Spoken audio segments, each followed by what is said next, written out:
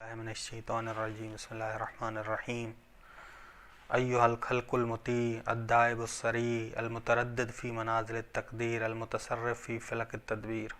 صحیفہ سجادیہ کی دعا نمبر 43، پہلا درس۔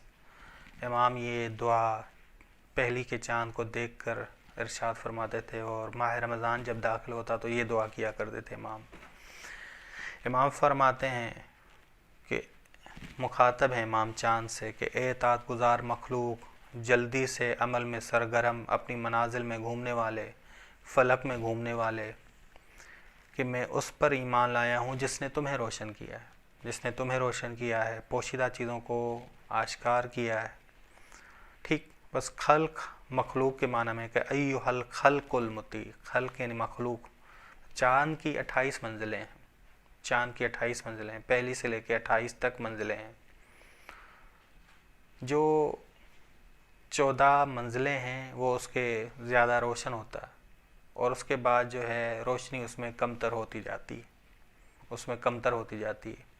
بس پہلی والا چاند اگرچہ ایک ٹہنی کی مانند ہلکا سا ہوتا ہے لیکن روشن ہوتا ہے، لیکن 28ویں کا چاند جو ہے وہ اس میں روشنی کم ہو جاتی ہے۔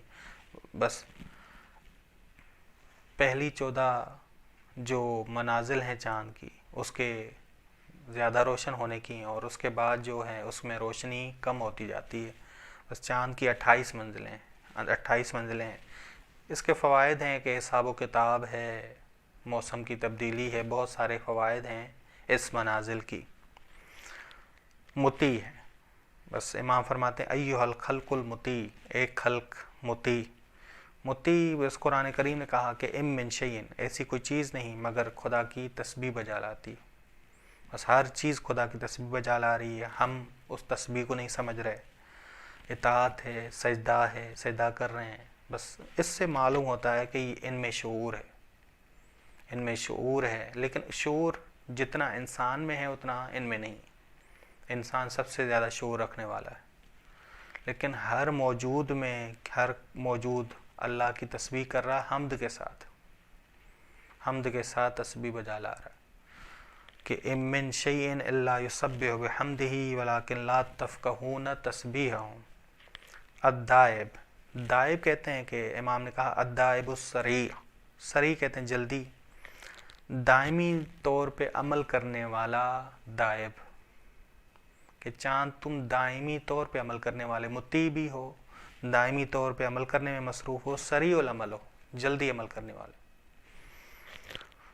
البحم بس امام فرما رہے ہیں کہ چاند وہ ہے جو پوشیدہ چیزوں کو، وہ اشیاء جو نور کے وسیلے سے دیکھی جاتی ہیں ان کو روشن کرتا ہے، ان کو آشکار کرتا ہے۔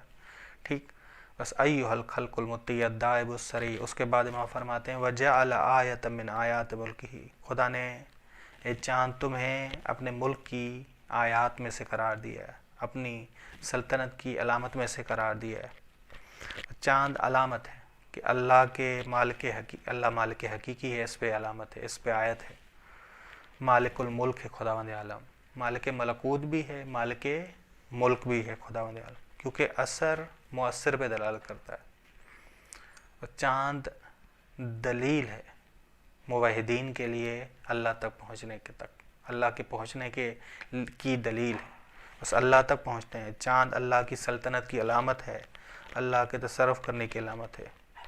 فی کل ذالک، بس یہ امام فرماتے ہیں کہ خدا نے تجھے مسخر کیا ہے کہ تو زیادہ ہوتا ہے، تو کم ہوتا ہے۔ پہلی سے آپ شروع ہو جائیں 14ویں تک تو وہ زیادہ ہونا شروع ہوتا ہے، پھر 14ویں کے بعد وہ کم ہونا شروع ہو جاتا ہے۔ ٹھیک، زیادت و نقصان، زیادتی اور نقصان، طلوع اور غروب، نورانی ہونے میں، کسوف ہونے میں، کہ گرہن لگنے میں، وفی کل ذالک، ان تمام معاملات میں، زیادہ ہونے میں، کم ہونے میں، طلوع میں، غروب میں، نورانی ہونے میں اور گرہن لگنے میں، یہ سارا تو مطیع ہے، وفی کل ذالک انت لہ مطیع، ان تمام معاملات میں تو خدا کا مطیع، تو خدا کا مطیع ہے۔ بس معلوم ہو رہا ہے کہ ہر روز خدا کی شان ہے، ہر لمحے خدا کی شان ہے، فی کل یوم ہوا فی شان، بس نورانی ہونے اور گرہن لگنے اور زیادہ ہونے اور کم ہونے، طلوع اور غروب میں چاند اللہ کا مطیع ہے۔ بس تمام موجودات اللہ کا لشکر ہیں، جند اللہ ہیں، جند اللہ ہیں۔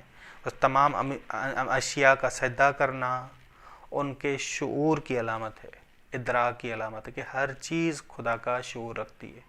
بس امام پہلی کے چاند کو دیکھ کر یا ماہ رمضان کا مہینہ جب داخل ہوتا تو یہ دعا ارشاد فرماتے تھے یا دعا کیا کرتے تھے خدا کی بارگاہ میں، اور ہمارے لیے تعلیم ہے، یہ ہمارے لیے ہدایت ہے۔ ارشاد فرمایا امام نے اس دعا کو تاکہ ہم بھی پہلی کے چاند کو دیکھ کے، خدا کے مطیع کو دیکھ کے کہ چاند خدا کا مطیع ہے، اس کو دیکھ کے ہم بھی اطاعت گزار بن جائیں۔ صلی اللہ علی محمد اہل بیتہ الطیبین الطاہرین۔